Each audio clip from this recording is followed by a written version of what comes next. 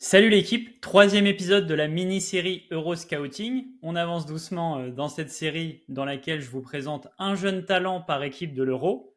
Une présentation rapide avec les points forts du joueur, mon avis et deux trois clés pour vous faire une idée, pour vous donner envie d'aller creuser par vous-même. Donc le groupe C, pas mal de pays de l'Est, Slovénie, Serbie, Danemark, Nord-Est, puis Angleterre, donc là plutôt Nord-Ouest de la France.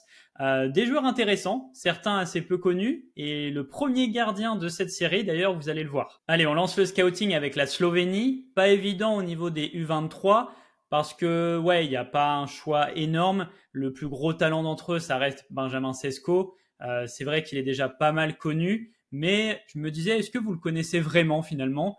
Si vous l'avez vu juste face au Real, alors non, vous le connaissez mal. Donc voilà, je me suis dit que j'allais profiter de la vidéo pour parler un petit peu de sa saison. Pour ceux qui ne le savent pas, Sesko est l'avant-centre de Leipzig en Allemagne, 21 ans, 1m95, fin de contrat en 2029, il a prolongé très récemment.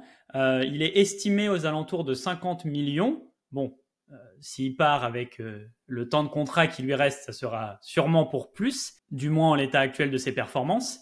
Cette saison, Sesko, tout confondu, c'est 2699 minutes jouées, donc environ 30 matchs en équivalent, pour 23 buts et 5 passes décisives. Déjà là, c'est très conséquent, c'est très satisfaisant. Au niveau des 18 buts marqués avec Leipzig, très complet, 5 du gauche, 8 du droit, sachant qu'il est droitier, 5 de la tête, 1m95, faut bien que ça serve, et une grande majorité de buts dans la surface, un seul de l'extérieur. Petit fait notable, Sesko a marqué un but lors de chacun des 7 derniers matchs qu'il a joué cette saison en club.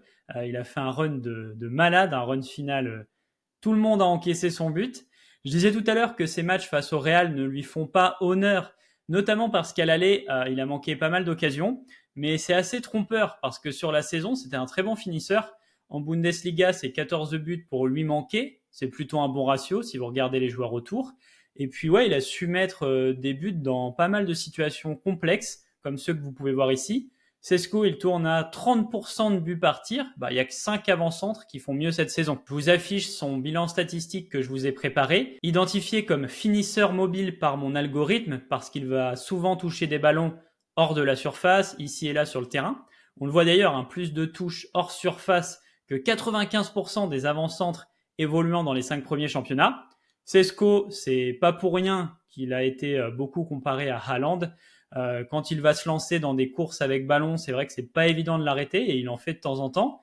Un gros gabarit, lui aussi, il a un côté mobile dans ce sens-là, mais sinon c'est vrai que ça reste un joueur qui met du temps à se retourner et qui doit quand même gérer sa carcasse. En tout cas, comme je le disais au départ, il a prolongé récemment avec Leipzig. Il y avait quelques rumeurs à Arsenal avant ça, je crois. Et pour son rôle avec la Slovénie, pas de doute, ça sera leur avant-centre pour la compétition. Bon, au niveau du Danemark, pas mal de talent chez les jeunes. Il y a du Højlund, du Damsgaard, meilleur jeune de l'Euro, de mémoire, du dernier Euro, je crois qu'il avait reçu cette distinction. Mais non, c'est bien pour le Danemark que j'ai choisi un gardien, celui de Leicester, Mats Hermansen. 23 ans, 1m87, donc pas géant non plus pour un gardien. Sa valeur marchande a pas mal augmenté dernièrement, même si ça reste mesuré, 9 millions. Sur son rapport statistique, il est mis en perspective ici avec les autres gardiens de Championship. Et comme vous le voyez, c'est très fort. Le seul endroit où il n'est pas en zone haute, c'est sur le pourcentage de centres adverses qu'il a stoppé. Mais c'est assez fréquent chez les gardiens qui font moins de 1m90. Sur sa ligne, pour le coup, c'est très fort. Franchement, il n'y a pas à dire. Il a réalisé beaucoup d'arrêts de grande classe cette saison. Celui-ci, en vitesse réelle, je l'ai adoré. Il sort bien, ferme l'angle et positionne vraiment bien son corps. Il a également arrêté le seul penalty qu'il a eu à gérer. Il y a pas mal de double arrêts à son actif aussi, mais ça pour le coup c'est un des hicks. En fait, selon moi, le hic notable, c'est qu'il ne capte pas assez les frappes, ou du moins il les remet trop souvent dans l'axe. Donc du coup, ça va redonner une occasion à l'adversaire. Heureusement qu'il va pouvoir compenser avec ses réflexes. Comme vous pouvez le voir à droite du graphique, c'est un gardien qui intervient pas mal. Il n'est pas fixé à sa ligne et il va pouvoir sortir pour boucher l'axe ou quand il le sent bien et qu'il peut aller couper une action de l'adversaire. Au niveau de son jeu au pied, il a un vrai bon jeu court. Je l'ai trouvé assez calme sur ce que j'ai pu voir, même pressé. Sur le jeu long, c'est pas mal aussi, même s'il y a du déchet, mais c'est normal parce que du coup, il tente énormément. Il y a des matchs où il va tenter beaucoup de dégagement. Après, ouais, personnellement, de ce que j'ai observé en tout cas, il n'y a pas vraiment de choses négatives à noter sur ce point-là. Leicester monte en première ligue cette saison, donc on va le suivre de près. Est-ce qu'il va confirmer cet état de forme? S'il y parvient et qu'il corrige ses quelques défauts, franchement, je pense qu'il restera pas bien longtemps là-bas.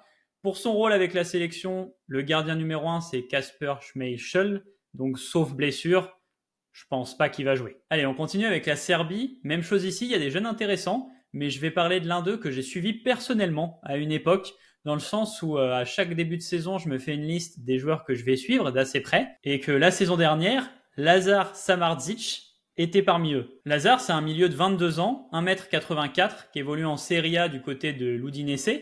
Fin de contrat en 2026, il est estimé aux alentours de 20 millions. Cette saison, il a marqué 6 buts et délivré 3 passes décisives en 2540 minutes, sachant qu'il a créé environ 7 occasions claires par la passe, donc il aurait pu avoir plus de passes décisives. Son bilan statistique le représente assez bien. C'est pas nécessairement celui qui va le plus attaquer la surface, même si la saison passée, il faisait un peu plus.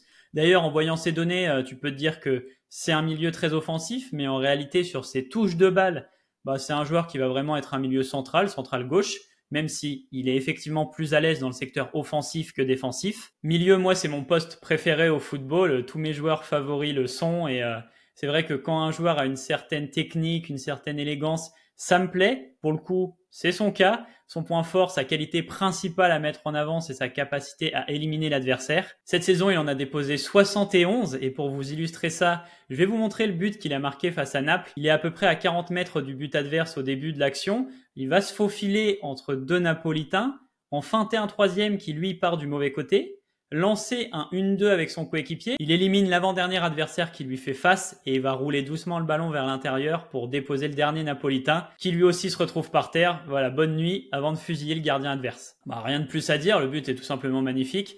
D'ailleurs, l'équipe qui est la plus avancée pour signer Lazar cet été, c'est Naples. Le moins qu'on puisse dire, c'est qu'il leur aura fait bonne impression. Cette saison, il a aussi marqué contre les deux Milan. Contre l'AC, le but est vraiment top. Encore une fois, il dépose un adversaire avant. Regardez sur le screen du haut, vous allez voir, il y en a un qui est à genoux en train de se relever. Et puis un autre contre l'Inter, très particulier pour le coup. Un but qu'on voit très rarement parce qu'il fait une sorte de passe forte à ras de terre.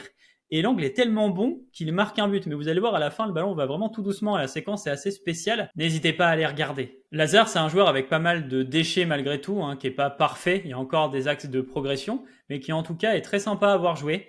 Il a été remplaçant lors des amicaux d'avant Euro. Il est entré à chaque fois. Donc je pense que c'est plutôt dans ce rôle-là qu'il va falloir l'attendre. Bon, terminons avec l'Angleterre. Vivier de jeunes extraordinaire. Bellingham, Saka, Palmer. Il y a aussi Gordon, assez sous-estimé de Newcastle, Guéhi. Mais ouais, c'est bien de Adam Wharton que j'ai choisi de parler aujourd'hui. Assez peu connu et pourtant qui vaut le détour. Il a rejoint Crystal Palace cet hiver avec une première partie de saison en Championship à Blackburn où il a tout de suite sauté aux yeux de pas mal de recruteurs. C'est un milieu de 20 ans, très jeune, qui mesure 1m82 et qui est déjà valorisé à 30 millions d'euros. Comme vous le voyez sur son rapport statistique, c'est un joueur assez fixe en possession, dans le sens où il va lancer peu de courses avec le ballon, pas vraiment provoqué. Par contre, il a de grandes qualités de passe. Franchement, quand il y a des bons angles à trouver, parfois, il peut être vraiment surprenant. Là, sur la passe que vous voyez en dessous, ça m'avait vraiment marqué. Donc ouais, bonne capacité de distribution. Il arrive malgré tout à maintenir un déchet plutôt correct, pas perdre trop de ballons. Assez bon dans les duels au sol, c'est plutôt les duels aériens qui le font baisser ici sur le graphique. Et puis, belle activité défensive également. Il y a des matchs à 10, 15 ballons gagnés. Il sait se montrer d'ailleurs face aux grosses écuries, avec pas mal de récupération dans le camp de l'adversaire.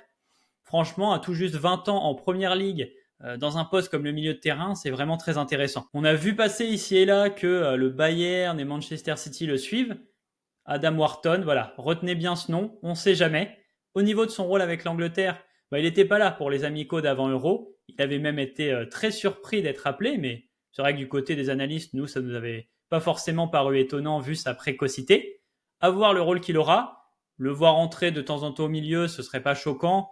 Après, c'est sa première sélection. C'est quand même un tournoi majeur, donc on verra bien. Voilà l'équipe, c'est terminé pour le groupe C. J'espère que vous avez pu découvrir des joueurs, que la vidéo vous a plu. Vous pouvez me le montrer à travers un like, un partage, un abonnement.